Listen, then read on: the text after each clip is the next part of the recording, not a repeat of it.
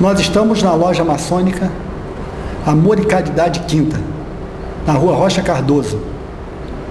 E quem comanda essa loja? Veja bem, quem comanda essa loja não seria bem um comandante, mas nós elegemos aqui um líder, e atualmente o nosso líder, a quem nós chamamos de venerável, é o senhor Klinger Monteiro Júnior. Pois bem. E quantos anos ele tem e quanto tempo ele está dirigindo essa loja? Ele está dirigindo essa loja há menos de um ano, mas é a terceira vez que ele comanda essa loja, que ele dirige essa loja. E ele tem, se não me engano, 54 anos. Tá bom. Quem te convidou para entrar na maçonaria? Foi um grande amigo meu, que por acaso é meu sócio também. A Ordem Demolei é uma organização filosófica, fraternal e iniciática para jovens do sexo masculino dentro da maçonaria. Fundada pelo maçom Frank Sherman Land, inspirada na história de Jacques de Molay, nascido no século XIII, o último maçom grão-mestre da Ordem dos Templários, perseguido e morto pela Inquisição da Igreja Católica, acusado de heresia e infidelidade à Igreja e ao rei. Como você se relaciona com os Demolays? Você gosta do que você faz? O meu relacionamento com os Demolays, primeiro é um relacionamento de tio, que é como eles nos chamam, tá? Eu sou alguém que acompanha o trabalho deles. Não existe um chefe, não existe um responsável, vamos dizer assim. Eu faço um acompanhamento do trabalho deles. E como eu tenho 2 filhos Demolays, também pesa muito a minha condição de pai de estar acompanhando os meus filhos. Já aconteceu de algum Demolay desistir? Já. E por quê? Olha, as pessoas desistem, por incrível que pareça. Desistem de casamentos, desistem de faculdade. Na realidade, o que acontece? Os Demolays são um grupo à parte da maçonaria. A maçonaria somente os patrocina e empresta a loja para que eles façam a reunião. Só que eles têm uma supervisão sempre com 4 ou 5 membros maçons. E eu sou um desses membros, é o que se chama de conselho consultivo. Na verdade, a gente só supervisiona o trabalho deles. Nós não somos professores. O que ele pode fazer, se ele tiver interesse, é vir aqui a cada 15 dias, às 9h30 da manhã, tem um grupo de Demolays reunidos. Ele vem, bate um papo, vê se faz amizade com alguém e vê se consegue ser aceito. Seus filhos são Demolays? Meus filhos são Demolays. E os amigos dele, assim, todo mundo sabe que eles são Demolays? Todos sabem que eles são Demolays. E eles já sofreram assim, algum preconceito por serem Demolays? Não. De início, por incrível que pareça, quando os meus garotos sempre estudaram em colégio católico, porque nós somos de uma família católica. E eles estudavam no Colégio Padre Correia, que é dentro de um convento das Irmãs Vicentinas. Então, o meu mais velho tinha um certo receio de criar atrito com as irmãs por conta disso. Até que um dia, por conta de um professor que foi falar mal da maçonaria, e o meu filho disse que ele não sabia o que estava falando, ele foi levado à secretaria e eu fui chamado. E para minha surpresa, descobri que a madre superiora do colégio é filha de maçom e deu razão ao meu filho. O professor não poderia ter criticado dentro de sala uma coisa que não conhecia. Como a maçonaria surgiu aqui em Petrópolis? A maçonaria veio para o Brasil ainda no Brasil colônia, tá? Brasil colônia trouxe a maçonaria para cá. O reinado de Dom João VI trouxe muitos nobres, muitas famílias influentes e a maçonaria cresceu muito. Dom Pedro I, antes de proclamar a independência do Brasil oficialmente, que se diz foi à margem do Ipiranga, ela já havia sido decidida na Loja Comércio e Artes do Rio de Janeiro. Existe uma ata maçônica onde se decidiu isso, inclusive com alguns dos que depois vieram a ser as figuras do Primeiro Império. Petrópolis é considerada uma cidade maçônica? Não existe. Na verdade, não existe uma cidade maçônica. Petrópolis tem um bom número de maçons e os maçons são muito bem aceitos na maioria das cidades. E Petrópolis, há muito tempo, se tem a tradição dos maçons serem conhecidos. Até por quê? Porque uma característica da nossa cidade é que todo mundo se conhece. Então, uma pessoa que entra para a maçonaria aqui, em pouco tempo, os vizinhos, os amigos, todo mundo sabe que ele é maçom. Então dá a impressão de que se tem muito mais maçons do que o que se tem na realidade. Por que esse segredo da maçonaria? Chega a ser cômico, veja bem. A maçonaria é uma sociedade secreta, no caso da minha loja aqui, por exemplo, é a única sociedade secreta que tem CGC e se reúne todas as segundas-feiras no mesmo local, no mesmo horário, há 100 anos. Será que é realmente segredo? É claro que nós temos os nossos segredos. É óbvio que nós temos palavras de reconhecimento, temos maneira de um maçom saber que está lidando com outro maçom. Mas a maçonaria em si, o que ela estuda é o que qualquer pessoa tem a oportunidade de estudar, desde que se dedique. Quanto tempo você é maçom? Vai fazer 4 anos. E o que é a maçonaria, resumidamente, assim, para os dias de hoje? Maçonaria. A palavra maçom vem do francês, significa pedreiro. Inicialmente os maçons livres, como nós nos intitulamos, eram os pedreiros, tá? Que detinham alguns segredos das construções. Por isso eles eram respeitados, eles tinham passe livre entre os reinos. Daí eles começaram com as agremiações, onde se juntavam para trocar informações, conhecimentos. Essas agremiações depois começaram a aceitar no seu seio pessoas que não eram offices, como por exemplo intelectuais, artistas. Daí vieram os maçons não operativos, que é o caso da maçonaria hoje. Mas na realidade nós ainda continuamos sendo pedreiros, tá? Tentando construir esse edifício social que está por aí. A maçonaria em si não é uma entidade religiosa, não é.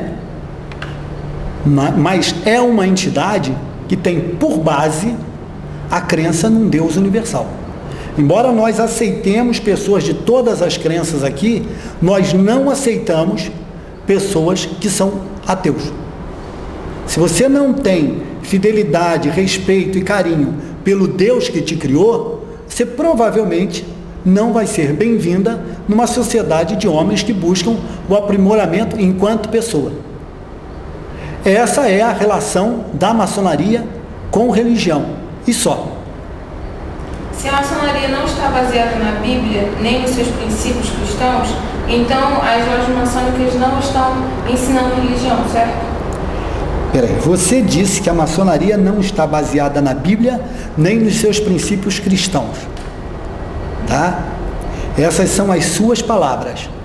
Quando você fala no aprimoramento do homem enquanto pessoa, quando você fala na busca em ajudar o próximo, independente de quem seja, a partir do instante em que ele é um ser humano, ele é visto como meu irmão e ponto final.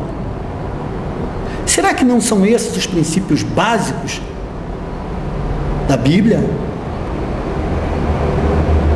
Então a maçonaria, sim, como qualquer entidade que venha buscar o aprimoramento humano e que tenha um fim filantrópico, ela está sim baseada na Bíblia, no Torá, no Alcorão, em todos os livros religiosos, independente da religião que você tenha.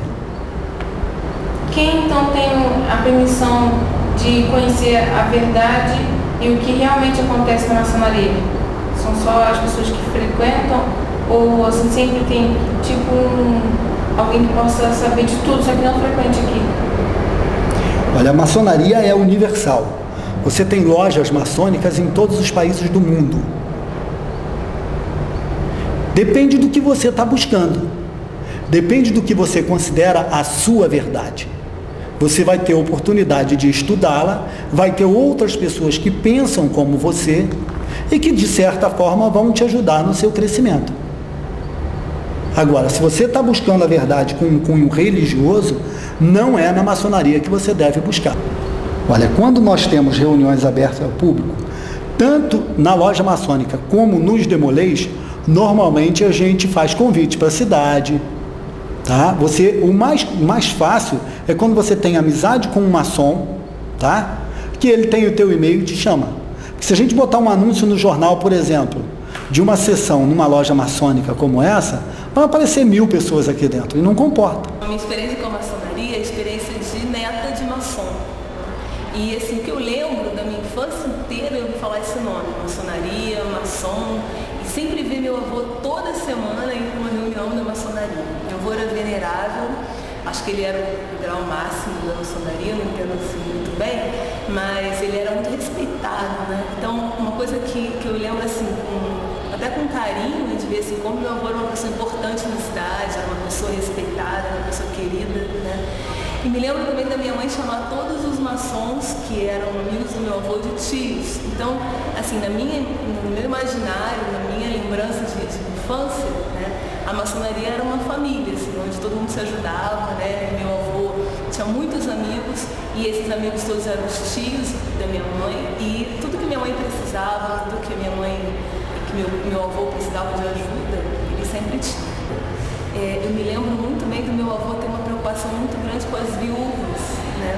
E aí, quando alguém morria, um ligava para o outro e eles buscavam dar assistência às viúvas, ver o que elas precisavam, ajudavam na cerimônia do enterro do irmão e cuidavam dos filhos, arrumavam emprego para os filhos, davam assistência para a família. Isso era uma coisa que eu achava legal, que eu admirava muito. Depois, quando eu fui crescendo, eu comecei a conhecer um pouquinho mais o que era a maçonaria e comecei a ver que ela era cercada de muito mistério.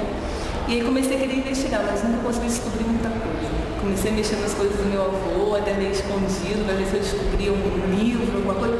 Essa coisa era cercada de tanto mistério que eu nunca consegui descobrir muita coisa.